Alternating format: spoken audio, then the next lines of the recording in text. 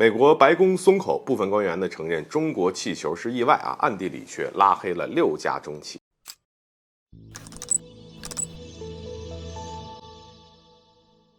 大家好，欢迎来到赵先生观察室。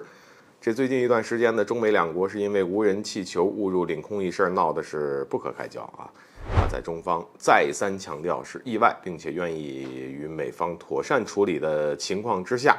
美国政府仍然是选择把事儿闹大，并且出动了 F-22将无人气球给击落。随后在短短几天内呢，美国又上演了一场连续击落3个不明飞行物的戏码。而有意思的是，原本外界以为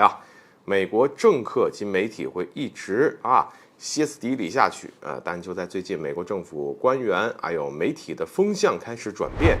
根据美国媒体援引多位匿名官员的爆料呢，美方认为被击落的中国气球可能是意外飞入美国空域。那么除此之外，这个报道还表示呢，从现在来看击落中国气球导致中美关系紧张也是错误的。要说这些美国政客及媒体也是很有意思，明明中国相关部门都再三强调这就是一场意外结果呢这些老美们非是不信，非得认为是中国的间谍气球，然后不断炒作，把事儿闹大。现在好了，事儿闹大了，全世界都在看这件事儿了。然后呢，这些老美又开始承认中国气球事件是意外所以有时候真的很纳闷按照美国的情报能力能不知道是意外吗？非得拖上10天半个月才认定所以只能说呢，美国官员给出的说法也是很有意思。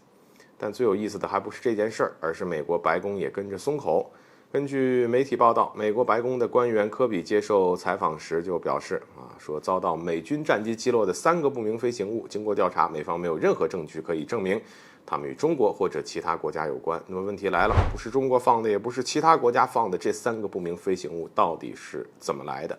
凭空出现在美国的上空呢？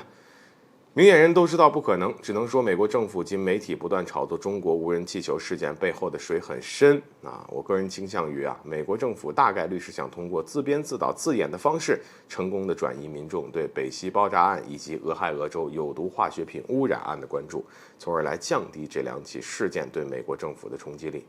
问题就来了美国玩这么一个移花接木的把戏也就罢了，他们还以这件事为借口，将中国的6家企业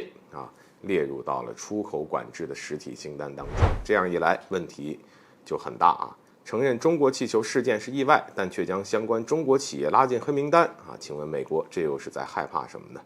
难道一个小小的气球都能让世界第1强国畏惧吗？只能说实在无法理解这些美国人的心理，只能用一群被迫害妄想症患者来形容。而基于此